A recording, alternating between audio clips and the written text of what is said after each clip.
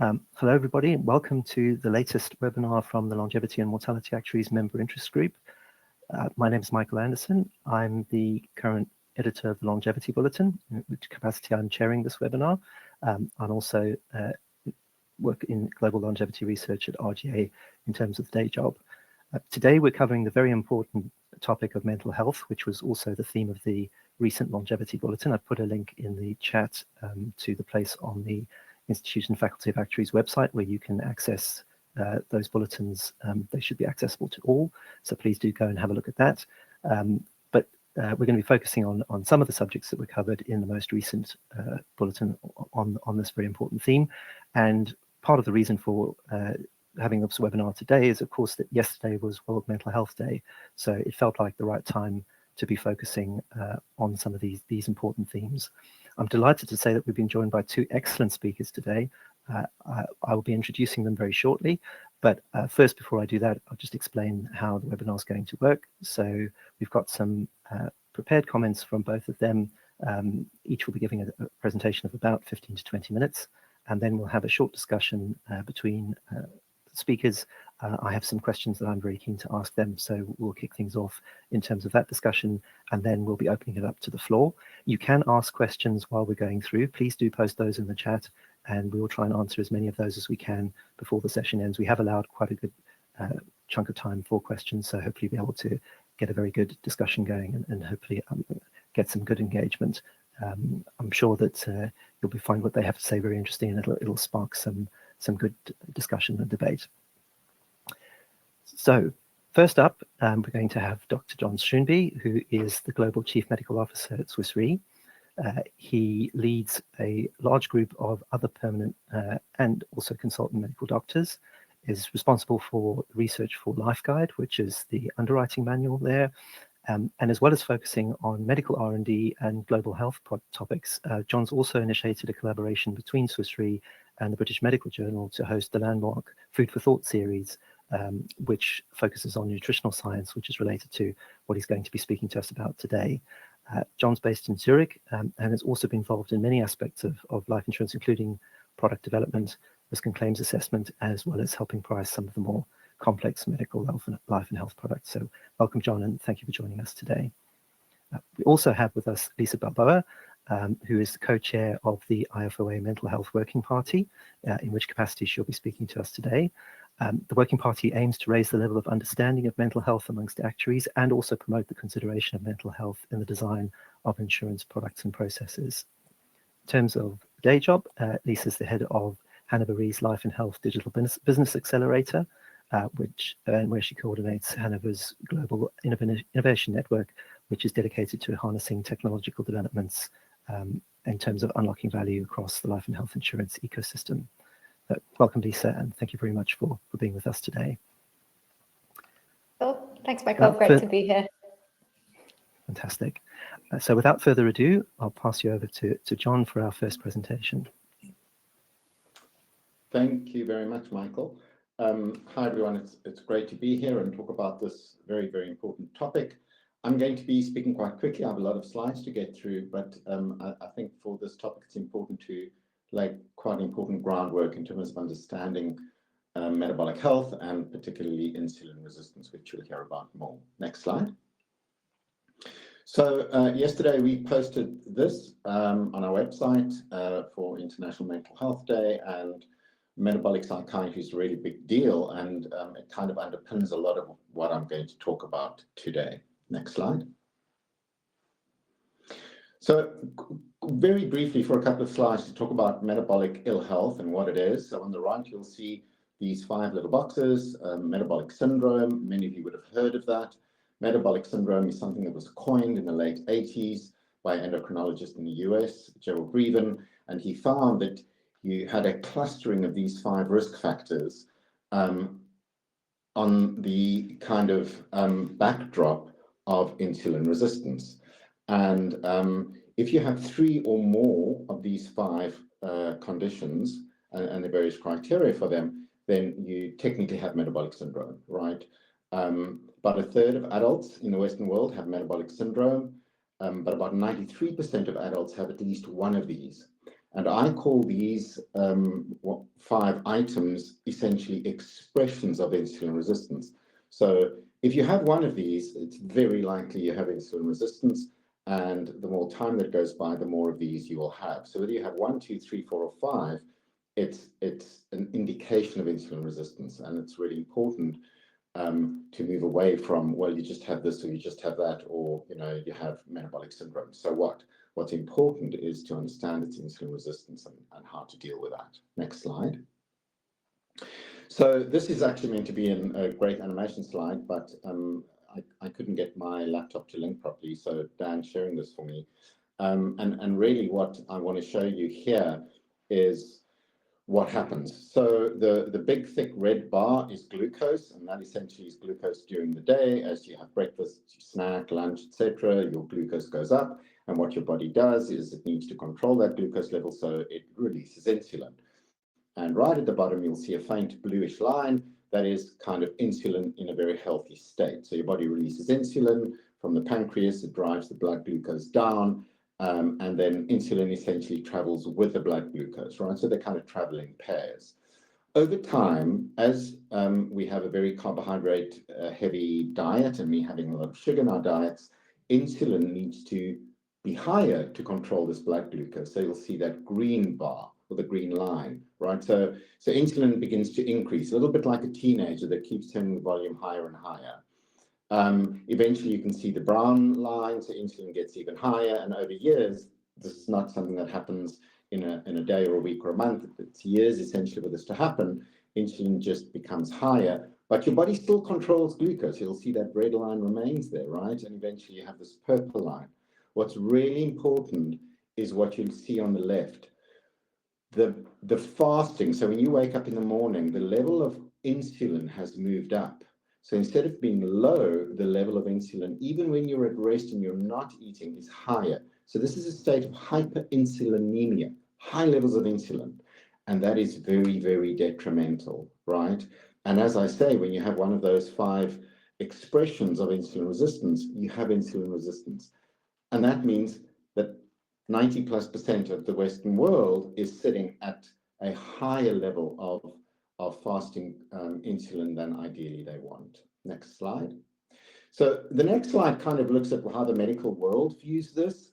It's a little bit slower in terms of how it views this. And typically, if you look at that black line, you look at glucose levels, so HbA1c is long-term glucose. So we watch long-term glucose, right? And your A1C is okay, then we say, well, you're in a normal glycemic range and we don't worry about you. When it starts going up and it hits that yellow arrow, then we'll say, oops, you're pre-diabetic. This is not good. Go to gym, eat a healthy diet, inverted commas. And if it goes above the red line, then, well, now you're type 2 diabetic, right? The reality is that we are late to the game because as you saw in the previous slide, glucose is normal when insulin is very high and you're insulin resistant. And you can see that blue arrow, fasting insulin, which is an indication, right, of insulin resistance, crosses that insulin resistance line a long time before your glucose goes up. And the experts reckon this is 10+ years, right, that you can actually be insulin resistant with normal glucose levels. So we're very late to the game. And then, of course, you've got these variable expressions of insulin resistance at the bottom, which is why you sometimes get somebody who's obese but not diabetic, or hypertensive but not obese or diabetic but not obese, right? So people express insulin resistance in different ways. Next slide. And so this insulin resistance, where we are talking about 90+% of the adults who've got this, right, is a root cause. So there are very strong associations with all these conditions, but they're more than just associations. So we know when we look at the biological pathways, and I'll show you a couple of them. I won't go through many of them, but we understand why you have these when your insulin is high, right, and you become insulin resistant. And those yellow circled ones are the typical things we think of with metabolic ill health.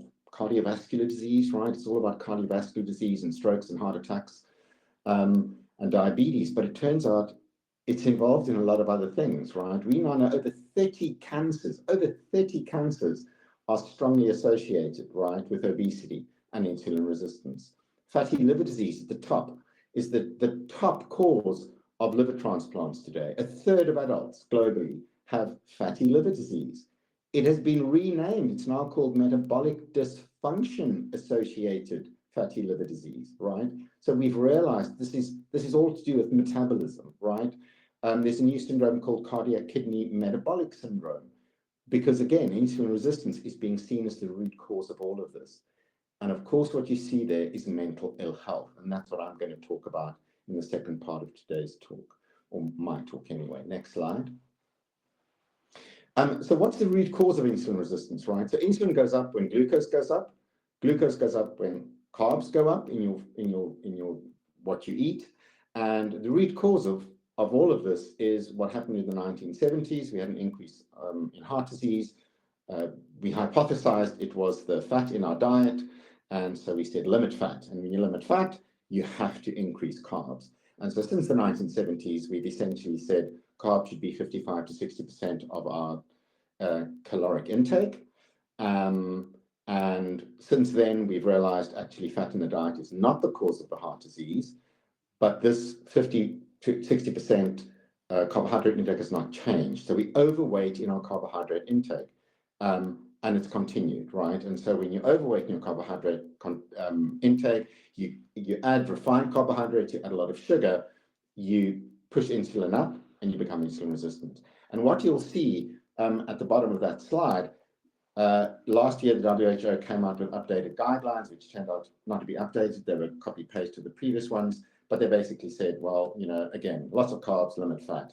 And Harvard Public School of Health came out with a rebuttal and said, actually, this is really bad now, because by limiting dietary fat, the evidence firstly is old and should be reconsidered. And it talks about when you substitute carbohydrate for fat, you increase insulin resistance and cardiometabolic disease, right?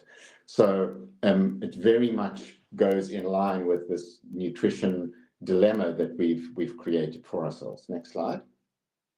So I'm going to show you two quite quick slides just on intervention programs. This was 10 very overweight people in the US at an employer. They got put on a program where they significantly reduced carbohydrate intake to such a degree that they were ketogenic, which I'll talk about just now. But this is 6 months later, right? So 24 weeks on, they did not limit calories. Really important, right? No caloric limitation. So they limited carbohydrates, and you can see the BMI dropped, the weight dropped, the HbA1c dropped to non-diabetic levels. 6 were type 2 diabetics, 1 was a type 1, and the rest were pre-diabetic, but they dropped to an average of not being diabetic, in fact, not being pre-diabetic, just about. Triglycerides, which are the worst lipid, again, massively decreased. Systolic blood pressure, massively decreased. Those are all the things that you saw on metabolic syndrome. So all these things improved when you limit carbohydrate, right? And again, you're limiting carbohydrate, improving insulin resistance. The 44% is an average calculation of their 10-year cardiovascular event risk. At baseline, the event risk was 9.2%, 10-year risk of having an event. 24 weeks later, that risk dropped to 5.2%. So 44% reduction in event risk. Next slide. So this is a GP in the UK, David Unwin. He's published a lot on this. He puts his patients on a low carbohydrate diet. He says eat nutrient-dense foods that don't spike your blood glucose. These are type 2 diabetics, a subgroup of 45 of them. And again, this is 24 months later, no caloric restriction, right? You can see their weight dropped, their HbA1c, different units, dropped to non-diabetic levels, triglycerides dropped, blood pressure dropped. So again, you see exactly the same thing, right? All the metabolic syndrome markers. Next slide. And this is a quote. So this is a quote from Verta Health in the US. They put people on a ketogenic diet who are type 2 diabetic. They get about half of them into remission now. And this is a quote from somebody. I was taking 14 different medications for diabetes, high blood pressure, and mental health issues. 2 years later, reversed diabetes, no longer suffer from insomnia, panic attacks, PTSD, lost 45 pounds. I've completely changed the trajectory of my mental and physical health. So often we focus just on the physical health. I'm now going to focus on mental health. Next slide. So fixing mental health, we need to think of it in two different ways. We need to think of kind of mild, and I'm going to focus on mild and severe. Mild mental health issues. So we all have anxiety, we all have depression. Sometimes it's a little worse, but it wouldn't be considered severe. You wouldn't need to be considered to maybe be put on medications or go and see a psychiatrist. So we'll call that mild. And then there's the more severe stuff, like severe depression, bipolar disorder, schizoaffective disorder, etc. And I'll kind of view them a little bit separately. Next slide. So this is just, again, this is association data, but this is a big data study, I think, coming out of Scandinavia, and they looked at people, 200,000 people, and they looked at the association between high blood glucose, fasting blood glucose, and the risk of depression, anxiety, and stress-related disorders. And you can see those people with higher blood glucose significantly higher hazard ratio, right, for these inverted commas mild mental health conditions. And they talk about high levels of glucose and triglycerides and low levels of HDL. Then those are, again, the metabolic syndrome markers, right? And they talk about these being associated with the future risk of depression, anxiety, and stress. Next slide. So I'm kind of going to just lay the groundwork to show you that it's like, this is really almost obvious, right? This was a study out of Brazil where they took a bunch of young people, 20 to 30-year-olds, right? 24% of them had metabolic syndrome. And what they did was they said, right, those with metabolic syndrome, how much more likely are they to have anxiety, mood disorder, suicide risk? And again, so that's an adjusted prevalence ratio. And you can see that for anxiety disorders, it's 30% higher, right? It's significant. For depression, for bipolar, it's higher. And for suicide risk, it's considerably higher. Again, you might say, yeah, but people that are overweight, maybe that causes them to be depressed, and that's the problem with associations. But now I'm going to show you a bit more data to highlight that maybe it's more than just an association, right? It's potentially and most likely causal. So the first thing is the brain is part of the body. In psychiatry, it's almost like, well, these are feelings, these are emotions, right? It's kind of different to neurology. And I think that's where medicine went wrong a little bit.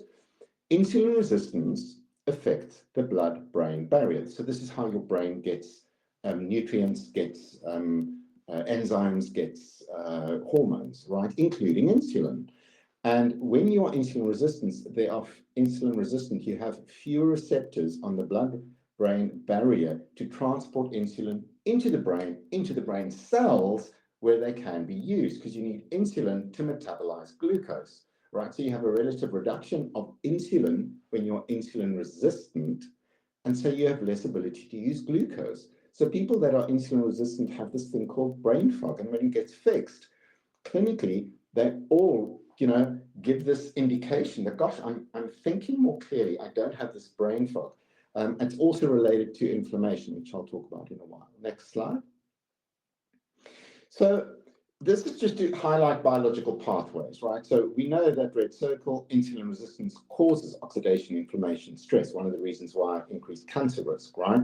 But it also causes changes in various biological pathways. This is a pathway in the brain where tryptophan very much gets changed. And there's this balance between a GABA, a neurotransmitter, and glutamate. And what happens when you have oxidation and inflammation and stress, so when you're insulin resistant, right, is you get this overweight production of glutamate. And glutamate is toxic at high levels. And when you get this kind of glutamate toxicity, you can see it damages proteins, lipids, nucleic acids. It injures mitochondria, which are creating energy in the brain. It causes all kinds of issues, right? And so it's kind of, we can see why the brain gets affected by insulin resistance. Next slide. So those were kind of indications of why, for the mild diseases, improving insulin resistance makes a lot of sense. I'm now going to talk about serious conditions, and there's a whole new paradigm with serious conditions. There's a book called Brain Energy, written by Chris Palmer, Harvard-trained psychiatrist, which really talks about disorders of the brain being metabolic disorders, right? We used to think it's all about neurotransmitters, and we're learning they do play a role, But the mitochondria in the brain and how your brain's getting energy is critical in this idea, particularly of severe mental health issues.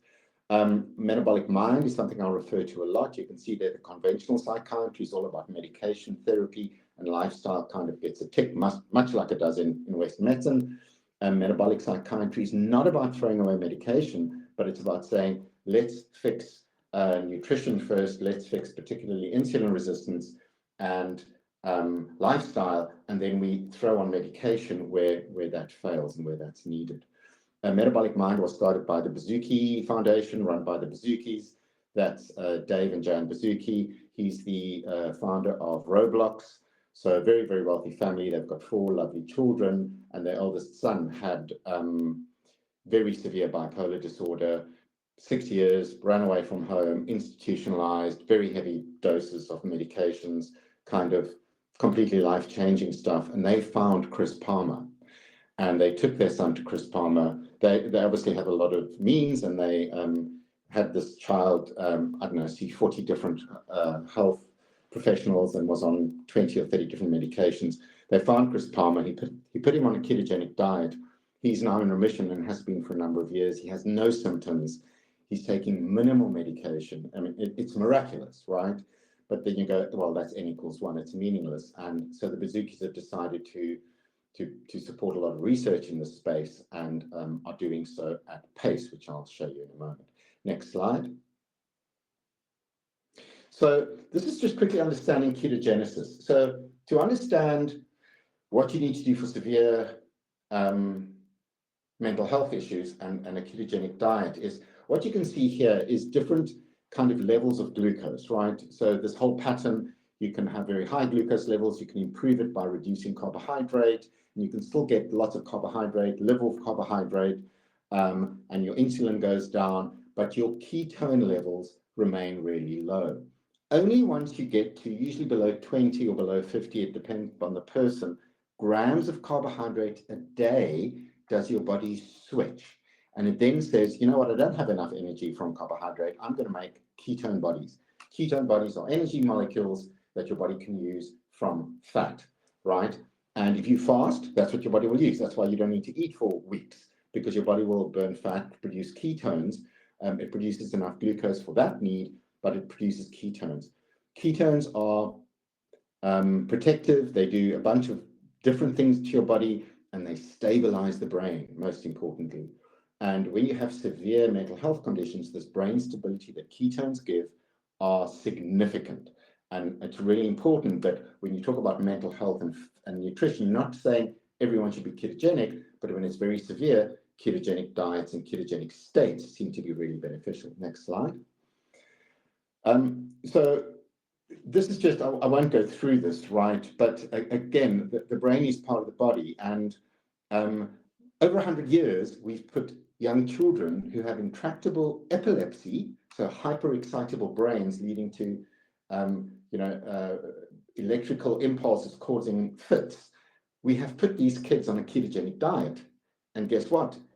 In the majority of them, these fits disappear or become less. So we stabilize the brain's electrical activity. We've known that from a neurology point of view, right? But we've never kind of thought, I wonder if this will work in psychiatry. And this is what they're doing now. By putting people on a ketogenic diet, you have these ketone bodies being produced, and these ketone bodies have widespread effects on the whole body, including the brain. And if you look at that second block, they improve mitochondrial function, they increase GABA, which is the stabilizing neurotransmitter. They stabilize synaptic function with an anticonvulsive effect. And so what's happening to a lot of these people with severe conditions is their brains really become stabilized and their brains get enough energy and they're not in this energy deficient state. Next slide. I'm going to show you 2 quick studies. These are not RCTs. This is a psychiatrist in France, Dr. Denon. He put a bunch of his patients, he hospitalized them, put them on a ketogenic diet. And what you can see that every single one of them improved, right? They were on a ketogenic diet for a few months. 43% achieved clinical remission. So their symptoms were low enough that you would not say they have the disease. They were still on medication, but their symptoms essentially resolved, right? And these were people with long-standing histories of, and again, it was bipolar, major depression, and schizophrenia, severe conditions, right? 64% were discharged on less medication. Next slide. This is a study by Shivani Sethi. She's from Stanford. She coined the term metabolic psychiatry. She's been at a couple of our conferences. She put 21 people on a ketogenic diet for 4 months. And again, 5 schizophrenics, the rest bipolar. 80% had clinically meaningful psychiatric improvement. Sleep disturbance improved, or less sleep disturbance, and quality of life measures improved. And what you can see is this clinical global impression massively. So everyone had a score of 2 or higher, sorry, higher than 2, which is mildly ill or more. And at 4 months, you can see that the majority of those that were adherent to a ketogenic diet had a CGI of 1. So, which essentially is they come across as normal, clinically in remission. So astonishing outcomes, right? Next slide. This is just to highlight what the Bazooki Foundation is doing and funding. The blue dots are randomized controlled trials, right? Ketogenic diets for severe conditions. The bottom one is from Finland. The top one's in Canada. There's one in Switzerland, you can see in Basel, and then the bottom one is in Australia. So around the world, and they're being run by professors of psychiatry at big universities. So the psychiatric world is waking up and realizing this is potentially a really, really big thing. Next slide.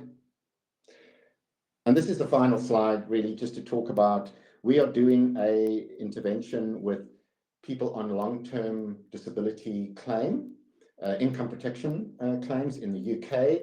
We are finding where metabolic health is playing a key role, and we are putting them through a program to improve their metabolic health, which includes, of course, massively changing nutrition. And this is just a quote of one of the people that we put through the program.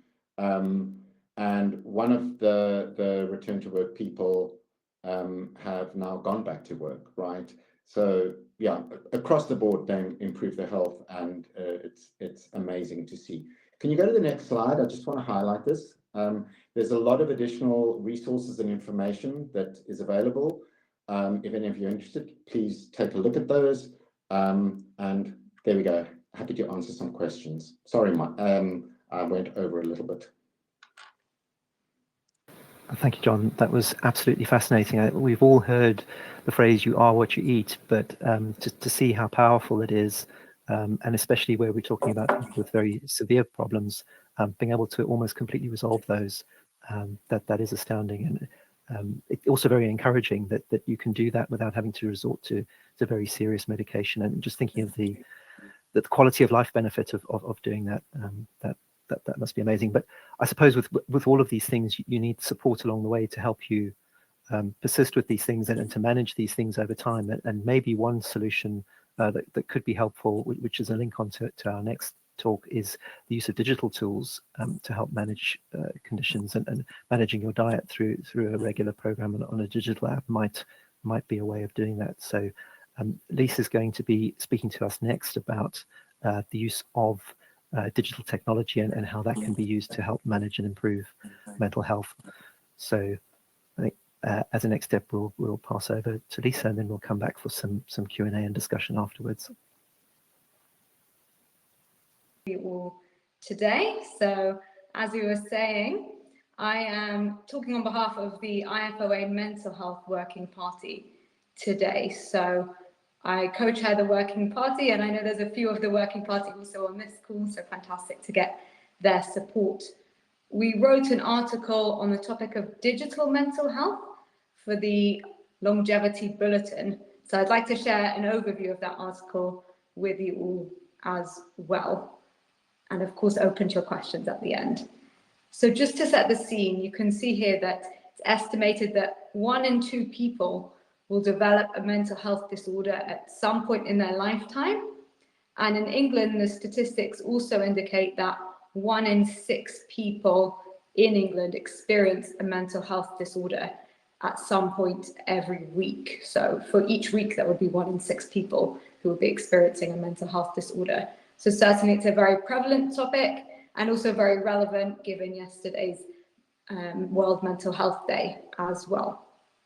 So I thought it might be worth just to spend a moment just to go over the IFOA Mental Health Working Party for those that are less familiar with our work before we then dive into the topic. So let's go for that. So you can see on the left-hand side our working party goals, and our working party was set up in 2020, so very timely actually, with the world moving into lockdown during COVID. We planned to do some things on the mental health topic, and then there was the COVID pandemic, so it was even more need for our work, and it's something we've continued, of course, up till the present day as well. So our working party is focused on raising the level of understanding of mental health amongst actuaries and insurance professionals. We're a group of actuaries and product people, underwriters, advisors, so really very broad input into our work. And we want to promote the consideration of mental health in insurance, and our upcoming focus areas will focus more specifically on disability insurance and also travel insurance. So I can share some links in the chat later with you, or as part of the post materials. If you'd like to be interested to volunteer for that work, there is a volunteer vacancy up at the moment as well. One big focus area for us over the past 12 months was on digital mental health. So exploring the role of digital mental health tools in life and health insurance, and also on the workplace and society. So I'd like to focus in to share a few insights from that work with you all today. So, firstly, when it comes to digital health tools, what do we mean by those tools? So the word digital can be very broad. So some concrete examples could be digital mental health apps, and also video consultations as well. So telehealth services that have become increasingly popular. And the application of these tools can really span the whole person-patient journey, as you might call it. So they can be used to help people protect against mental ill health through preventative healthcare actions. They can be used to help people with early intervention approaches.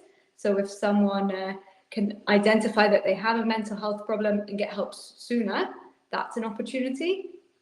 Also, when it comes to treatment, we're seeing things such as ICBT as opportunities for treatment, which we'll talk a bit more about later on, as well as the ongoing management of mental health conditions as well. And it's worth to say this is an emerging field, so the regulation and best practices in this space are still emerging.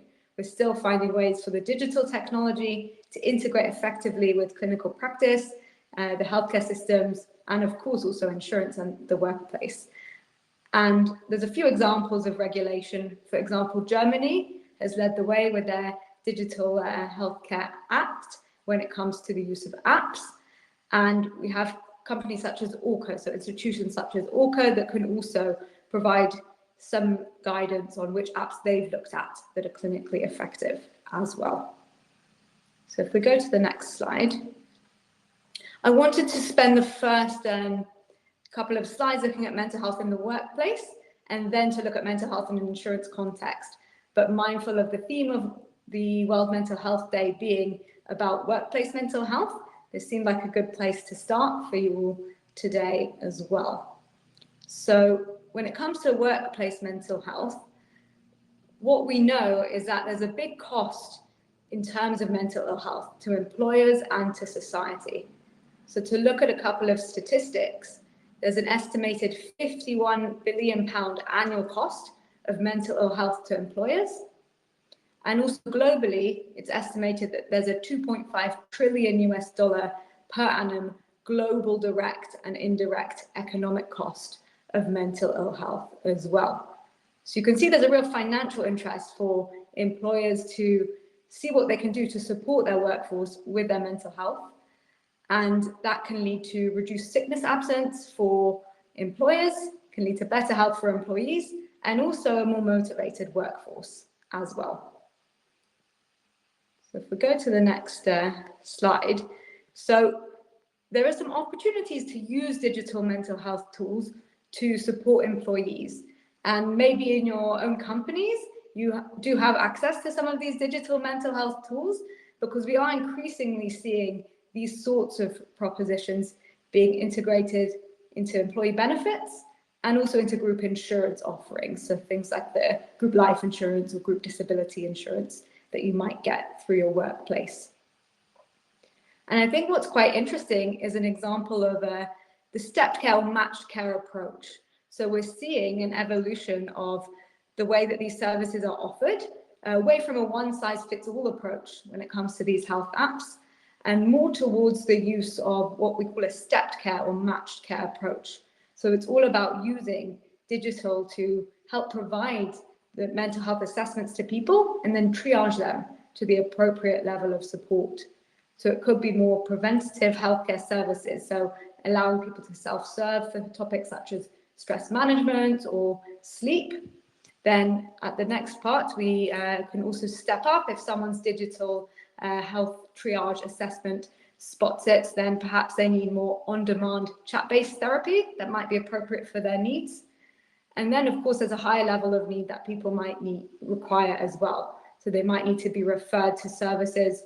Those could be digital services, things like ICBT or teleconsultations, can also be traditional medical in-person consultations as well. So a good example, which you'll see in the article as well, if you have the IFOA Longevity Bulletin, is the example of Thrive, which I was going to mention for this particular one. And Thrive, along with a couple of other providers, did speak at a IFOA webinar on digital mental health tools earlier in the year that we hosted. And they shared an example of how they can use these different screening measures. So they use things like PHQ and GAD to help assess the clinical severity of a person's mental health condition.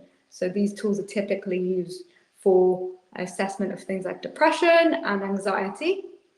And then the Thrive therapist will reach out via the app to schedule that triage assessment, and then onwards from there, guide the employees to an appropriate pathway, including self-management, guided self-help, or even structured therapy, such as text, chat, or video. And in the case study that Thrive mentioned on the use of the app by the Staffordshire Police, they found that sickness absence and employee retention benefit generated a quantitative benefit of £600,000 for the company during that trial of the case study. So that just gives you an idea of the tangible benefits that employers can start to realize from offering these services, but also, of course, that benefit is directly as a result of people's mental health being improved. So there's also a benefit for individual employees as well. So if we go to the next slide, I also wanted to talk a bit about digital mental health and insurance. So as many of you are probably aware, digital well-being tools are increasingly becoming a part of insurance propositions for life and health products. And that's not a particularly new trend. We can talk about in the discussions later on some of the things that are new in this space, and be happy to go into that as well. I think what's important to highlight here is that it is relevant to offer these services. So there is an interrelationship between physical health, mental health, and financial health. And if you think about why someone takes out insurance, it's to protect against ill health, either to protect against their health directly in terms of health insurance, but more typically to protect against the financial costs of ill health for them and their families as well. So being able to offer these services can help to allow people to get support before a claim event occurs in some cases. And so it really makes this very relevant to the core purpose of insurance, which is protection against ill health. So if we go to the next slide, I can touch a bit on how this delivers value for insurers and customers when it comes to mental health. So the first aspect is ongoing customer engagement. So the ability to offer these apps allows the insurer to provide something tangible on an ongoing basis to their customers. So they're able to connect with customers day in, day out on a relevant topic to us all, which is well-being. And there's plenty of evidence that shows that doing that in an effective way can improve persistency for the insurer. If there's a unique proposition as well, it can also help to improve new business sales for the insurer as well, by attracting people who are interested in receiving those services as part of the insurance proposition. So plenty of direct benefit for the customer, who sees tangible daily value from their insurance policy through these tools, and also through the insurer, through better persistency and new business sales as well. So the second pillar, if we just go back, apologies. Yeah. So the second pillar is around the preventative healthcare and early intervention. So the ability to provide customers with proactive support to prevent against severe mental ill health, where that's possible to do through these digital tools. It won't be possible in every case, but technology and also medical science is becoming more sophisticated when it comes to propositions to enrich the core insurance offering. So it's possible to reduce claim frequency and severity for products such as health insurance and disability insurance. And here I wanted to mention the example of Headspace. Again, it's one where they were presented at the webinar we did earlier in the year. And they've actually partnered with an actuarial consultancy, Accorded, to estimate the impact of offering the Headspace mental health app on medical claims costs in the US. So some of you might be familiar with the Headspace app. It offers mindfulness, meditation, and also on-demand health coaching, as well as in the US, remote and in-person therapy. So for a health insurer, they offer this app to 1,600 members, and they found an average saving of $53 per member per month for those members that were meaningfully engaged in the app. And that was benchmarked based on matching on age, gender, comorbidities, and geographic location. And it's worth mentioning that just for the coaching only, so even without the remote or the in-person therapy, but for the coaching only, the savings were $32 per member per month.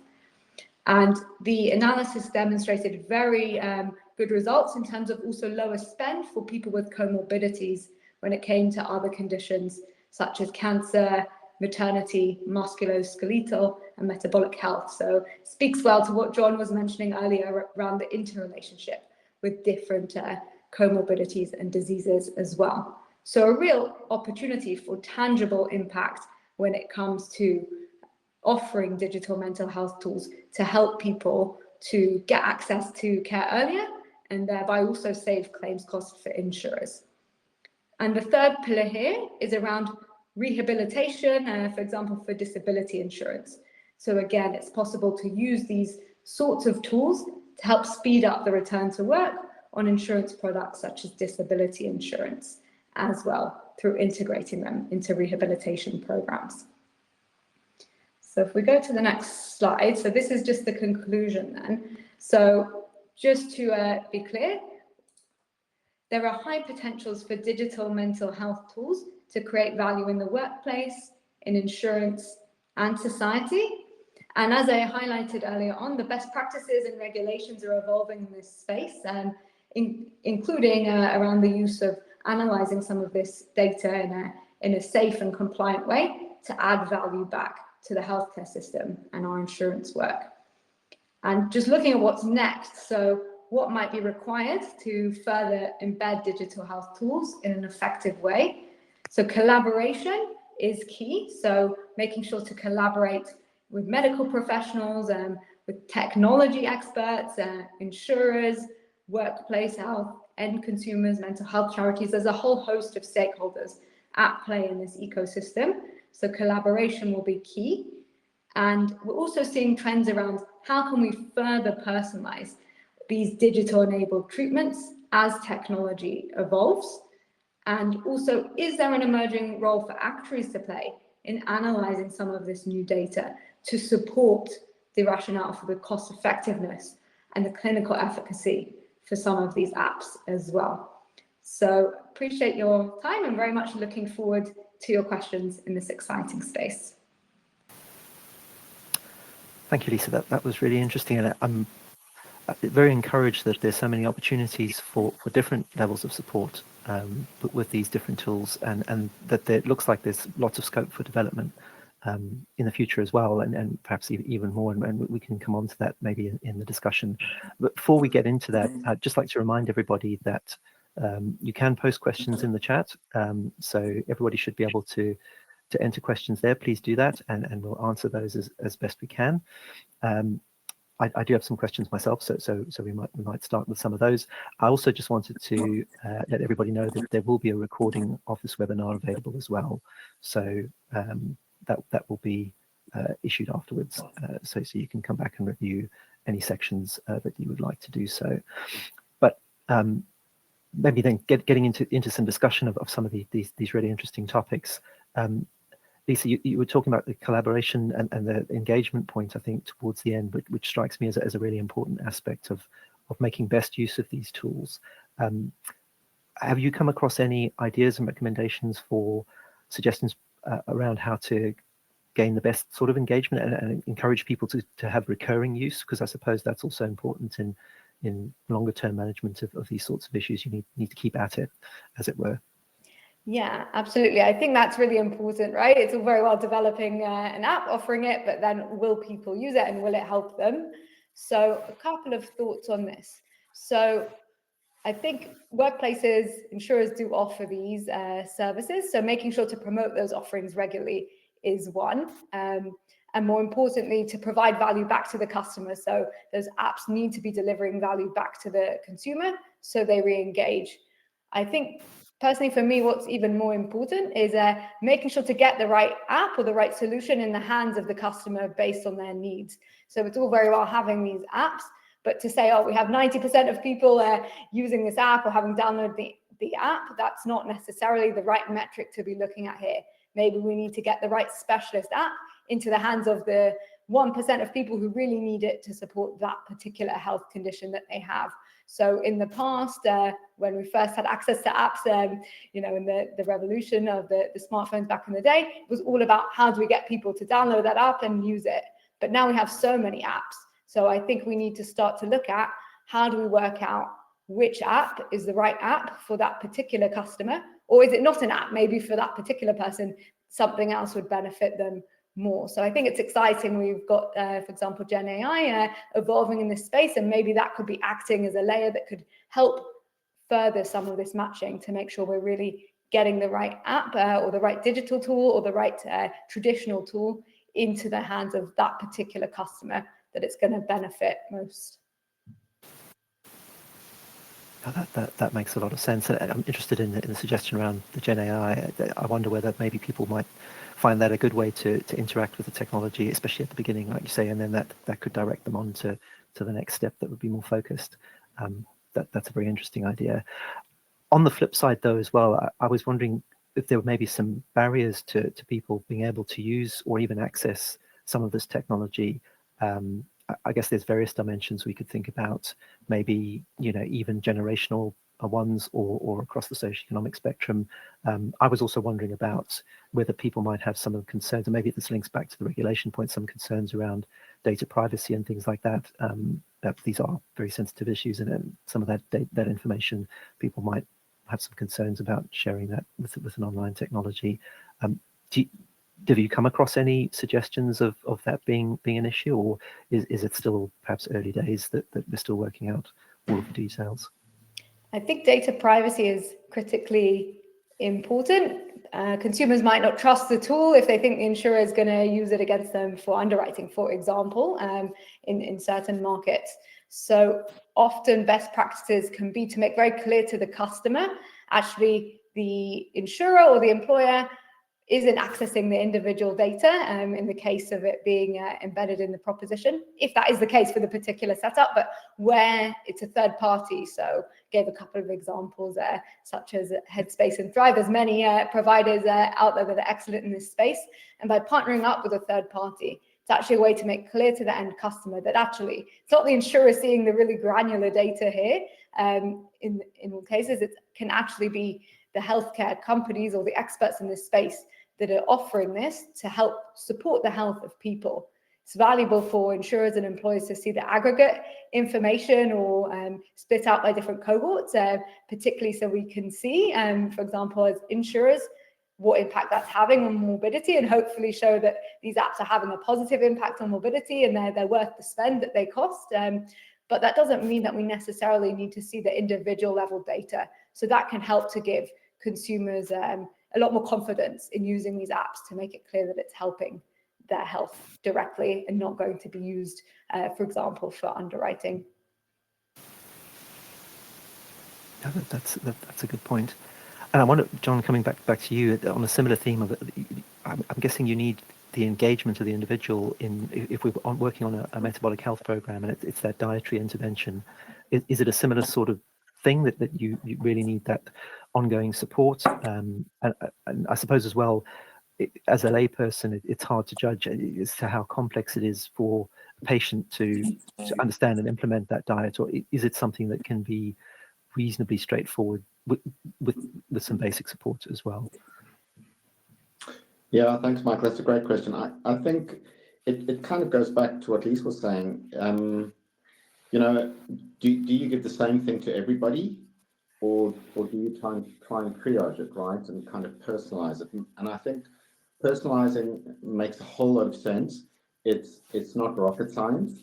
You get some people that would listen to a talk like I gave, or look at the resources slide, or read a book and completely turn their lives around, right? But then you need others who don't have the time or the inclination to do that. You have others who have food addiction issues, particularly when you have a mental health condition. It becomes harder to kind of get that impetus to change as well. So I think it's kind of horses for courses. Unfortunately, I don't think we're there yet to know who to give what to. Who needs a coach? Who needs to have a doctor? Who needs to have a psychiatrist, psychologist? Who just needs to meditate, right? And but when it comes to food, it's not that hard to understand it, but it's, I think, harder for people to execute. That makes sense. And maybe then something like an app, maybe a technology solution could be something that could help with that. So more of a link between our two topics today than might at first be apparent. No, that's very interesting. But just catching on to what you said about people being able to use a resource and turn their lives around, do you think it makes sense to use this sort of approach as a preventative type of thing? I was just struck by that chart that you showed where the insulin resistance starts a lot earlier than other symptoms that are traditionally monitored. For example, the increase in the glucose levels. And is that something that's safe to do, or are these sorts of methods more suited to actually managing conditions for people who are already in that space? I think so. I'm a firm believer that something like type 2 diabetes can be entirely prevented. So if you educate people to make sure that they don't increase their glucose too frequently, too high, too often, then you will prevent insulin resistance, you'll prevent type 2 diabetes, right? So in the same way, you can prevent the other downstream effects of insulin resistance, including mental ill health. You know, do you need an app? I mean, this is always hard. When you think of serious mental health conditions, you kind of think of an app intervention, you know, significant interventions. When you talk about generally healthy people and how to prevent insulin resistance, it almost becomes societal, and you need to change dietary guidelines. You need to get health departments on board.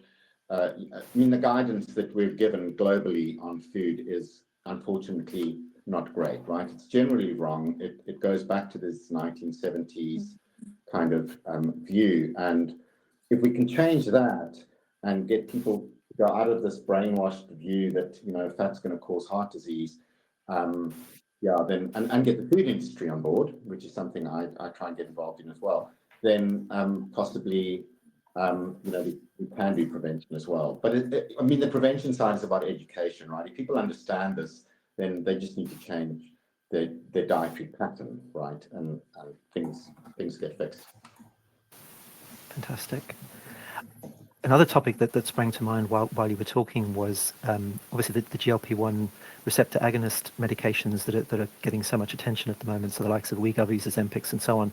Those also seem related to helping manage some of the, certainly the symptoms of some of the things you were talking about. Is that, are those drugs something that could work as part of managing metabolic health, or is that really the dietary and lifestyle side that you need to adjust? I'm not saying you can take a pill and make your life magically better, but I was just interested if there was any possibility that they are beneficial, or is it too soon to say?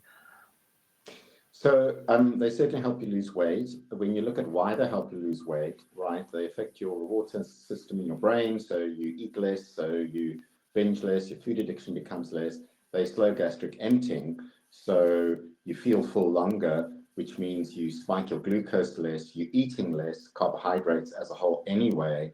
So without a doubt, they are improving metabolic health. They're improving insulin resistance. So they are definitely having a not dissimilar effect to a nutritional program. The issue, of course, is what happens when you stop, right? And the off-ramp that we are calling it is really important, right? How do you get somebody to maintain the weight loss? And the obvious way to do that is to eat in a way that doesn't spike glucose and insulin. But we're not there yet. There are some programs that are combining the two, but I mean, certainly, you know, they're around, they're an option. We don't know what the long-term effects are going to be, but they are changing people's lives for sure.